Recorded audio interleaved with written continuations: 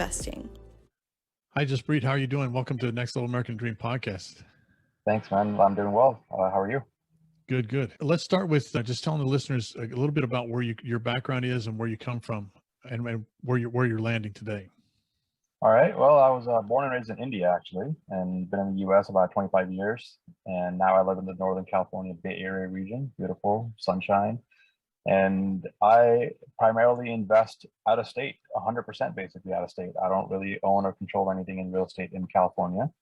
And that was something that I came to after years of working in W-2. I was working at banks before, and then I worked at a healthcare company for the past 8 years up until 2019. When I quit my job, I had a pension plan in place. I had full retirement benefits, healthcare, all that, and just said, you know what, it's just not worth it. And like we talked about the American dream, sort of to get there, I just couldn't see myself attaining that by staying in that position.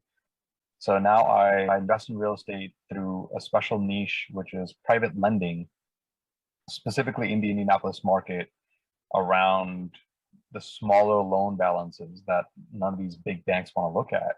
And I'm helping investors that are lenders or want to be lenders connect with investors who are already out there doing active deals, whether it be flips, BRRRRs, short-term rentals, wholesaling, any of these real estate businesses that they're actively running, and they would love to get capital to scale their businesses and grow the number of deals they're doing per month or per year. And so people who've done one deal or people who've done 3,865 now, I think, deals, and I'm helping them across the table. So it's an amazing feeling to be able to help people that are on both sides of the coin, people who are looking to deploy the capital and people who are looking for more capital to do their deals that they're already successful in, and connecting the dots and making everyone a winner at the end. Yeah, that's good. So if you don't mind, I'm just going to back up a little bit. And you were born in India and you came to this country with your family, I guess, right? Yes. And you kind of went down the traditional, went to school, started a W-2 job, and you were in your job. What was it that kind of made you start to think, hey, I need to carve my own path here? What was it that sort of catalyzed that for you?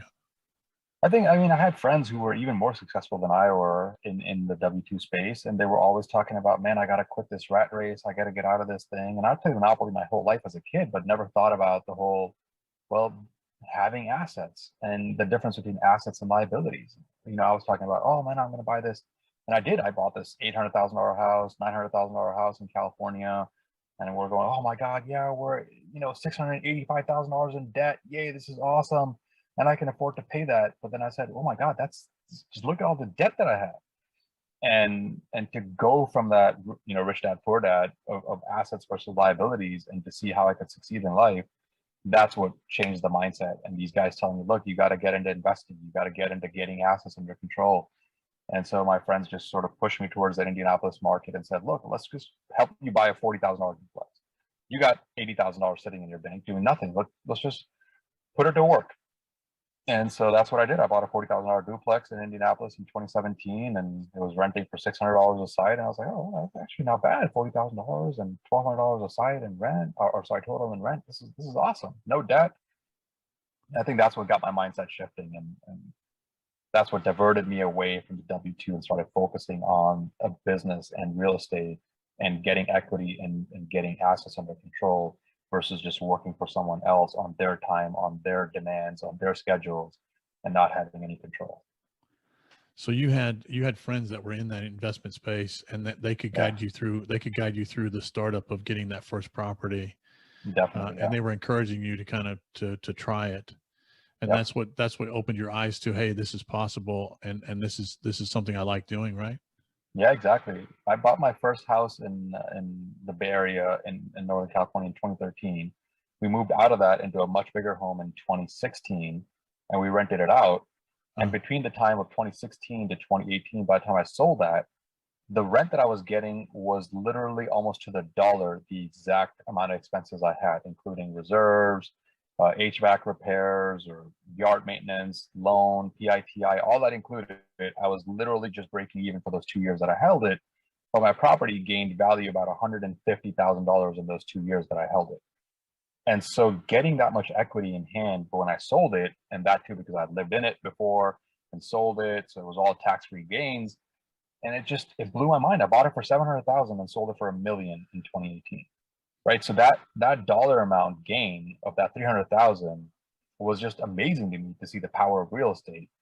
And so that was just around the time that I was just getting into investing in 2017, at the end of 2017. So it all sort of, came together and led me down the path of let's quit this job and get into real estate full time.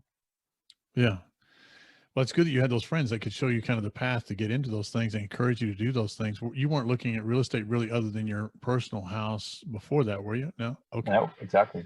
Yeah. And so let's rewind back to the first duplex you bought. You bought the duplex and that sort of ran its course. How did you kind of go from that first property as an investment property to placing the debt in for other people that are flipping houses? So as I was buying properties in 2017, I was getting in touch with wholesalers. I was getting in touch with more brokers to get more deal flow, to get more evaluations done. And through that process, one of the wholesalers reached out in 2018 and said, hey, I would like to borrow X amount of money to go buy this deal, and I'm going to list it on the open market and sell it within 3 months. I'll still pay you at least this much interest no matter what. And if it goes beyond that, I'll continue to pay at this percentage rate. And I said, all right, I mean, it's a dollar amount seems high. I've never put that much money into anything in my life. Let's talk about it. And it took me about 2 weeks to learn the things, ins and outs of at least what I needed to feel comfortable to do that one deal. And the asset was worth 300,000 and he wanted to borrow 225. And I said, you know what, it just makes perfect sense. There's enough equity to deal that I'll be safe. Let's go ahead and do it. And 3 months later, lo and behold, he sold it for 425 and he made an amazing amount of money. I made a great return. So wow, I mean, 12% return on something that I held for barely 3 months and I had no liability. It just made sense. So I ramped up to like 6 loans within 6 months after that. So that's how I got started. It was just someone reaching out and said, hey, I need money. Do you have it? Sure, let's do it. And so what's sort of your biggest, I guess, the biggest concern you have with doing that business? I understand the business a little bit, but is it just working with operators that you know, like, and trust? Is it analyzing the deals that you're looking at? What is it that you sort of have to overcome to be successful in placing that capital? I think for me, it's about the assets more than it is the operators. Because when I do private loans, I don't look at W-2s, I don't look at tax returns, I don't look at debt to income ratios. I look at the overall person that's doing the deal to see how they handle their money. I see their credit scores, I see their credit histories, but I'm not using that number to determine if I'm giving them the loan. That's just to help me understand how do I then adjust my risk, or how do I adjust my return for that additional risk. If they have a low credit score and bad debt, then how do I adjust my returns or my interest rates or points or fees that I charge them, or the amount of money that I give them as a loan to cost, to then get to make sure that I'm safe in the deal. So to me, the person is important enough to say, all right, if I'm going to do the deal or not, but the asset is way more important. So I look at how much is an asset worth right now as it is? What is it going to take to get to the ARV that they're talking about? What is it actually going to be in the end? And God forbid, if I have to take over the asset, is it in a location that I'll be okay holding it? Can I flip it? Does the number make sense? So I'm evaluating the deals as if I was doing the deal myself. And then based on that, I can help place the capital. And you mitigated some of that risk as well by staying with the market that you understand. You do exclusively the Indianapolis market. Yep. And so that's another way for you to kind of secure your, I guess, comfort level with placing those loans, right? Exactly, because if I can have a team that I have done deals with before, whether it be the legal team, the title companies, the broker, the GC, the handyman, the short-term rental operator that I have, or the property managers that I have for long-term rentals, it just, knowing that I have a team in place that can handle any situation that may come up with a loan going bad, it gives me the warm and fuzzy factor that I need to be able to stay comfortable and continue to place money in that deal or in that location. Right. And so the other thing there's a limit to what you can do. I mean, you're obviously going to have only a certain amount of money that you can place, right? So yeah. I guess what you figured out is that there's other people. One of the things I realized in my business was there's people out there that have capital and they're trying to deploy it, but Yep. they don't have the time to learn real estate. They don't know how to learn real estate. They just haven't, or they don't know where to put it, right? They Yep. haven't educated themselves. They've been busy being the excellent doctors or computer programmers or whatever they do. Yep. and that's what they focus on. And they're worried about being good at that. They haven't had, they don't have Yeah, spare time to go out and be an expert in real estate, right? exactly. So And they're they looking invest for, the traditional route. They just go, all right, well, yeah, here's my 401k, here's my IRA, here's my right. investment fund or something, and stocks, and all right, let's just go with whatever my advisor is telling me based on the traditional options that we have, and the Right. alternative assets are just not something that they're aware of or comfortable with. Yeah, I know a ton of my investors. They've been looking for ways to get out of those traditional investments. The volatility in markets make them nervous. They like more security. And so I guess what my point is that you've been able to find a few of those people interested in placing their capital in real estate, and you've been Yeah, able to help them kind of do that with yeah, your experience and with what you have going on. So they don't have to be the expert. They can just rely on you. And so you've been able to expand your business from where you were just with your capital to other yep, people's capital, and still placing more and more capital in that market, right? correct. Yeah, it allows me the ability to help people place their funds, and allows me to help the investors grow their business. So these people are coming to me and saying, look, I got 50,000 in my account, or I can borrow 50,000 from my HELOC, or I can borrow 150,000 from my HELOC, but I just don't know where I can put that money, where I know that I can get it back and do it again in a short term enough time frame. And so the ability to get loans that are, let's say, 3 to 6 months, which is the average duration loans that I help place, for whether it be a BRRRR deal or a quick flip or a wholesale that might even take less than 2 months to get the asset under control, paint, clean up a little bit, put 2,000 in, and then list it on the market and sell it. Those things allow the investors to have quick access to their capital. And as they are learning the real estate space, or they have a crypto deal that they wanted to put money in, or they wanted to back a race car driver out of their self-directed IRA, or they wanted to put money in a multifamily syndication, or they wanted to do their own flips. It just allows people to have quick turnaround of their capital while still getting an amazing double-digit return, and staying safe as a first position lien against a physical asset that has a net worth of something. They Right. know that there's value in the land, in the building, and they can stay secure in that deal, knowing that it's not just a paper Right. of a company that may have a operator go bad and now the company's worth nothing. Well, and they have no assets, and they're going to liquidate, and they have so many other liens in place before you ever get paid back as an investor in an unsecured position. So they love the comfort level of knowing that, okay, if we are putting money through Jaspreet in one of these deals, if the deal goes south, God forbid, which I will tell you, of the 200 plus loans that I have now either placed my own money in or other people's money into, not one has gone into late payment, default, foreclosure, none of that scenario just yet. And that's the power of private lending. You're able to negotiate things. You have direct contact with the lender, person to person. There's a network, there's a relationship there that you can leverage, and you can adjust things as needed. And so people are able to say, all right, well, let's just put this money here, and the deal goes south, God forbid, the borrower isn't able to pay and he vanishes. Well, you can take control of the asset. If the asset, that when you then say, all right, Jaspreet, I got the foreclosure process done through your lawyer, let's get your GC team and your realtor involved, and they do the rehab and they list it, and now let's say you're still $20,000 short. Well, now you can take that and go get a judgment against the entity that was borrowed in. And if the entity doesn't have assets, you can then go get a personal guarantee, which I always make sure that every borrower puts on their deals, is a personal guarantee. So now you can go after them personally, garnish wages, go after their personal assets, depending on where they're at, and then recoup your money. So it's just, there are multiple layers of security built into a private loan that are just not available in even alternate asset classes, whether it be crypto or syndications or BRRRRs and flips of your own. You just don't have that ability to go after someone else and let the liability stay with them while still generating a double-digit return on your investment. Yeah, it's just risk mitigation on Exactly. several layers there, and it does add quite a bit of safety to, well, as safe as this stuff gets, right? I mean, there's Yeah, there's exactly. risk in all of it, but No matter um, what. so you did that happen sort of organically, that you found other people that wanted to invest? How did that transition happen? You were investing yourself, and then Yep. how did it start to transition where someone came to you and said, "Hey, I want to do this too"? I think it was more just of a organic growth, was me reaching out to my dad and saying, "Hey, pops, I've run out of the hundreds of thousands that I wanted to invest. I've still got another deal that just came to my desk. They need 60 grand. You got the money?" It's like, yeah, but why would I want to give it to them?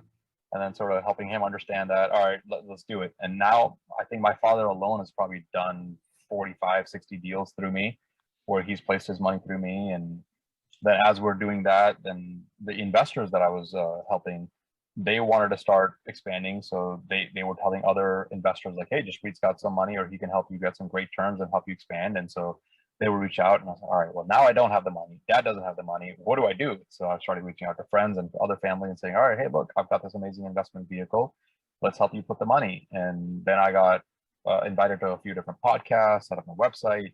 And that just sort of helped drive a lot of traffic to people saying, all right, well, just we've heard you talk, we've heard your story, and we love your track record. We love the fact that you're hyper focused on this one market, and you're not, evaluating 17 different markets nationwide and dealing with judicial versus non-judicial states, personal guarantee versus non-personal guarantee states, and just what you're talking about clearly based on your track record. Let's just see if we can work together.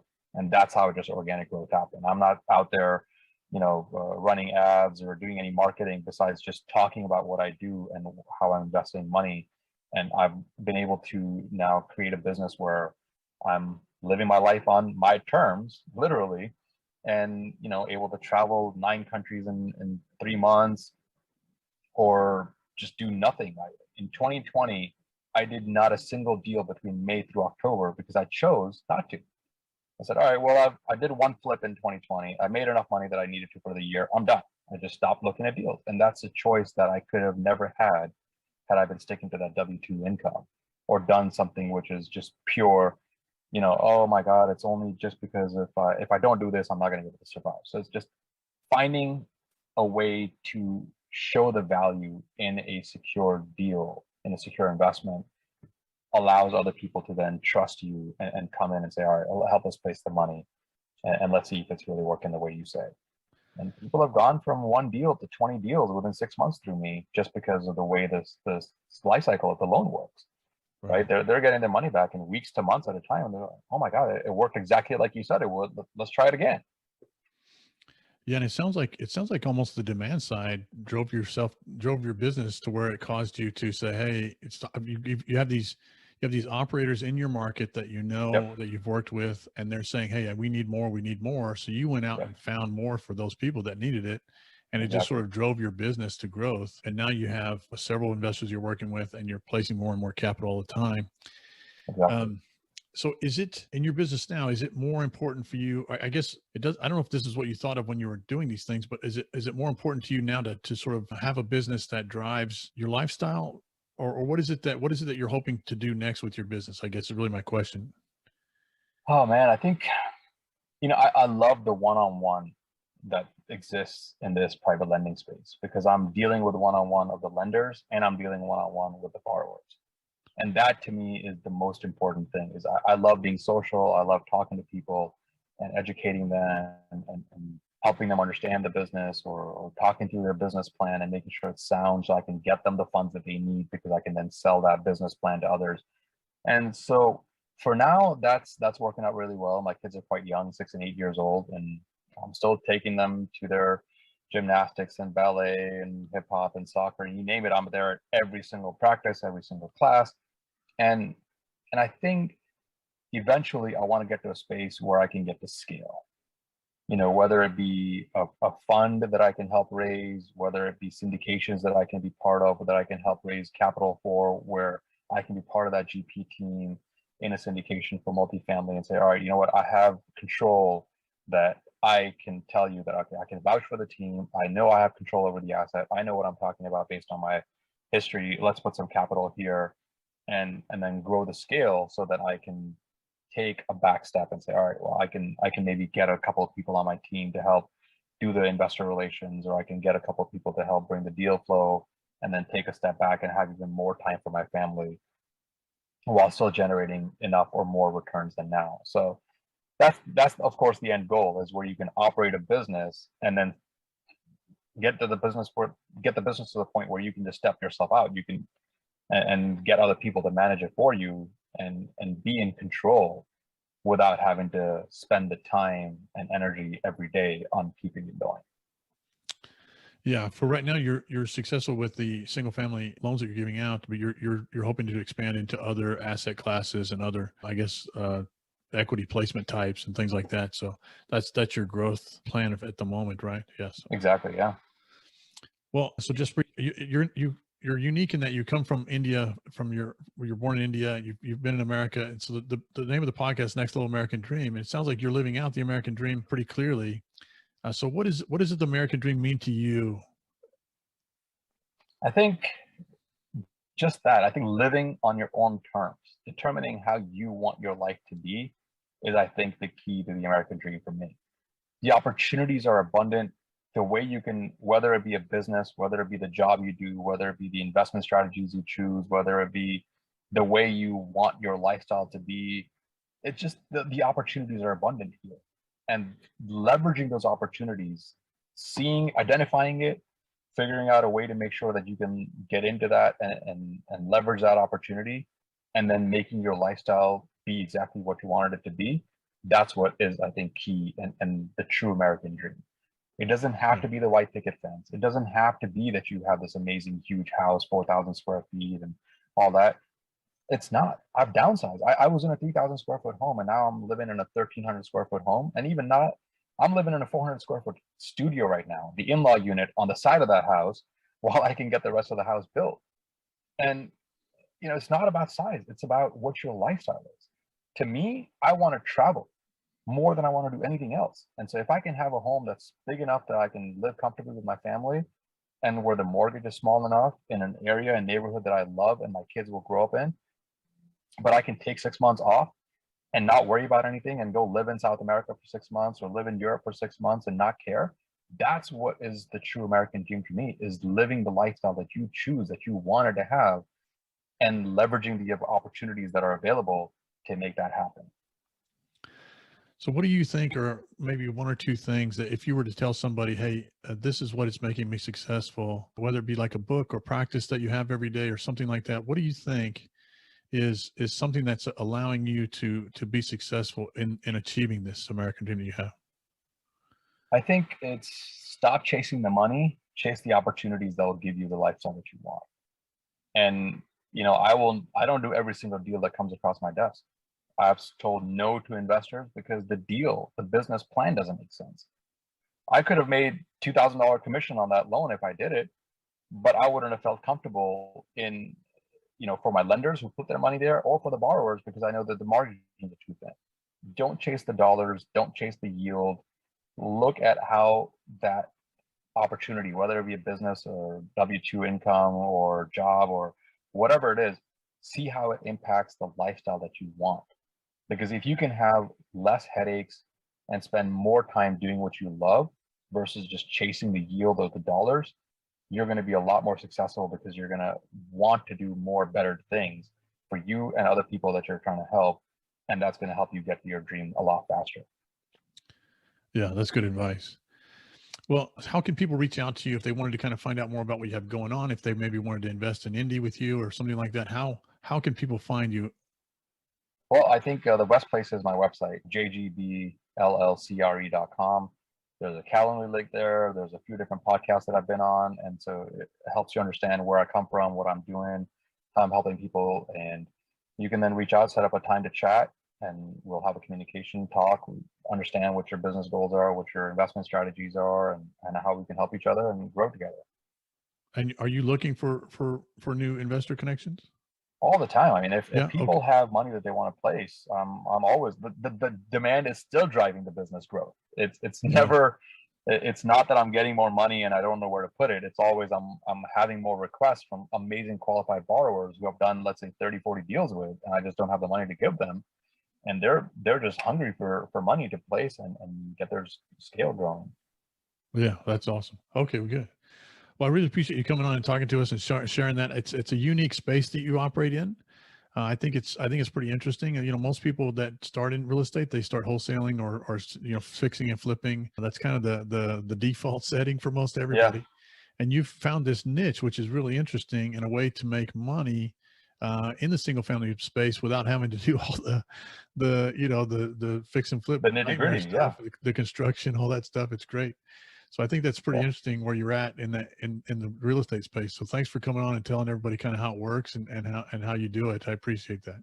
Yeah, I think I'll say one more thing is that it's all about control. You are controlling the asset without having any liability.